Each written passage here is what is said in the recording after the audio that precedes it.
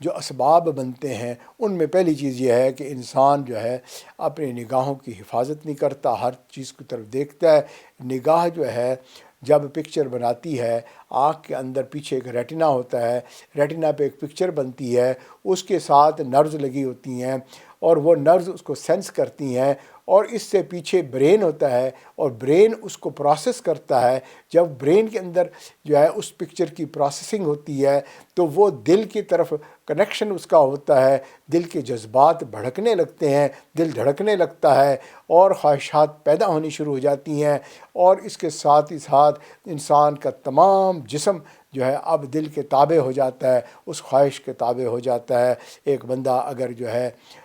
کسی حسین چہرے کو دیکھتا ہے تو اس کی تصویر اس کے آئی کے پیچھے جو کالا پردہ ہوتا ہے جسے ریٹنا کہتے ہیں اس پہ بنتی ہے۔ اس سے برین کے اندر ایفیکٹ گیا اور وہاں سے ہارٹ تک پہنچا، اب اس کے جذبات بھڑک اٹھے، اس کی خواہشات ہونے لگیں کہ میں اس کو حاصل کر لوں۔ اب اس کے لیے پورا جسم جو ہے وہ حرکت میں آ جاتا ہے، پاؤں چلتے ہیں، ہاتھ چھوتے ہیں، زبان بولتی ہے اور کان سنتے ہیں، اور جناب بلا آخر وہ شرمگاہ سے اس گناہ کو کر جاتا ہے جو اس کو نہیں کرنا چاہیے۔ تو معلوم ہوا کہ آنکھ ہی وہ پردہ ہے، آنکھ ہی وہ چیز ہے جہاں سے اثرات شروع ہوتے ہیں۔ اگر ہم اپنی نگاہوں کو کنٹرول کر لیں گے، نگاہوں کو نیچے کر لیں گے، ہر چہرے کو دیکھنے کی ضرورت نہیں ہے، ہر چیز کی طرف جو ہے دیکھنے کی ضرورت نہیں۔ سڑک پہ کتنی بے شمار گاڑیاں، کتنی رنگ برنگ کی گاڑیاں گزرتی ہیں، ہر ایک کو دیکھو گے تو بھائی اس کی اثرات تمہارے دل میں آئیں گے، اور آپ کے دل میں جب آئیں گے خواہش پیدا ہوگی یہ بھی میں حاصل کروں، وہ بھی کروں۔ تو ہم جو ہے ہر گاڑی کو تھوڑی دیکھتے ہیں، لیکن جو دیکھنے کے عادی ہو جاتے ہیں اور وہ پھر جو ہے بلا آخر ان گاڑیوں سے پیار کرتے ہیں، ان کے دل میں جذبات ہوتے ہیں اور وہ چاہتے ہیں کہ ہمیں بھی ایسی گاڑی مل جائے۔ اسی طرح اگر آپ شہر میں جائیں کتنی خوبصورت بلڈنگیں بنی ہوئی ہیں، تو اگر ہر بلڈنگ کو ہم دیکھنا شروع کر دیں گے تو بلا آخر جو ہے ہماری بھی خواہش پیدا ہو جائے گی کہ ایسی بلڈنگ میری بھی ہو، اور ایسا گھر میرا بھی ہو، اور ایسی خوبصورت بیوی میری بھی ہو، اور اگر بیوی نہیں تو پھر نامحرم ہی کیوں نہ ہو۔ تو انسان کے جذبات بے قابو ہو جاتے ہیں۔ تو لہٰذا نگاہ جو ہے یہ بہت ہی اہم چیز ہے۔ اب ہمیں جو ہے اس کو چھوٹا گناہ نہیں سمجھنا چاہیے۔ جو میں نے ساری تفصیل آپ کو جو بتائی اس کا مقصد یہ تھا کہ ہم ادھر ادھر جب دیکھتے ہیں ہم اس کو چھوٹا،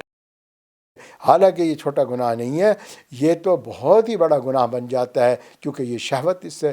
بنتی ہے۔ اور جب کوئی بندہ کسی غیر کو محبت سے دیکھتا ہے، مثلا چاہے وہ عورت ہے، چاہے وہ کوئی اور چیز ہے، گاڑیاں ہیں، چاہے وہ بلڈنگیں ہیں، چاہے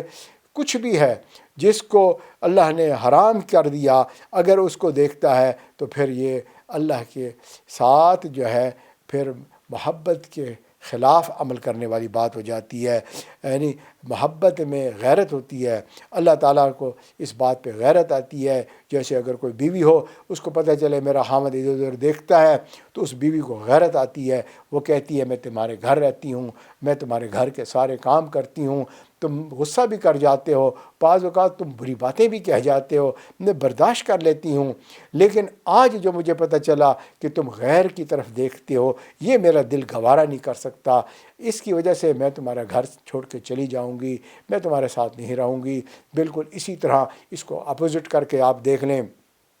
اگر کسی کی عورت جو ہے وہ کسی غیر مرد کو دیکھ رہی ہو اور غیرت مند مرد جو ہے اس کے ساتھ ہو، وہ کہے میں تمہارے لیے کماتا ہوں، سب کچھ محنت کرتا ہوں، تمہارے لیے لاتا ہوں، تمہیں اچھا گھر دیا ہوا ہے، اچھی اولاد ہے، ہماری ہر چیز ہے، پھر بھی تم جو ہے مجھے چھوڑ کر کسی اور کو دیکھتی ہو، تو یہ غلطی میں برداشت نہیں کر سکتا۔ تمہاری بہت ساری باتیں میں برداشت کر لیتا ہوں مگر یہ بات میں برداشت نہیں کر سکتا۔ بالکل اسی طرح اللہ رب العزت نے یہ ساری کائنات ہمارے لیے بنائی اور اللہ نے فرمایا کل متاع دنیا قلیل، یہ سب کچھ میرے بندے کچھ بھی نہیں ہے، کیونکہ واللہ یدعو الی دار السلام، میں تو تمہیں دعوت دیتا ہوں جنت کی جو نہ ختم ہونے والی جو ہے نعمتیں ہیں، تم اس طرف آؤ، وہ تمہارے انتظار کر رہی ہیں نعمتیں۔ لیکن اے بندہ تو کیسا بندہ ہے کہ میں اتنا کچھ تمہیں دے رہا ہوں اور تو غیر کی طرف دیکھتا ہے۔ ان اللہ لا یغفر ان یشرک بہ ویغفر ما دون ذلک لمن یشاء۔ اللہ فرماتے ہیں اے میرے بندے تو جو بھی گناہ لے کے آئے گا میں سب معاف کر دوں گا، ہر قصور تیرا معاف کر دوں گا، لیکن اگر تو غیر کو دل میں بسا لے گا یعنی شرک کرے گا، چاہے وہ جو ہے تخیل کا شرک ہو، چاہے وہ پریکٹیکلی بتوں کی عبادت ہو، کچھ بھی ہو، اس کو برداشت نہیں کروں گا، یہ گناہ معافی کے لائق نہیں ہوگا۔ لہٰذا جو بندہ نگاہوں کی حفاظت کرتا ہے، نبی اکرم صلی اللہ علیہ وسلم نے فرمایا النظر سہم من سہام ابلیس مسموم، کہ نظر شیطان کے تیروں میں سے ایک زہریلا تیر ہے، اور اس کے آگے کہا من ترکھا، جس نے اس کو چھوڑ دیا اور میرے خوف کی وجہ سے، تو اس نظر کو روکنے کی وجہ سے میں اس کو ایمان کی حلاوت عطا کر دوں گا۔ سبحان اللہ۔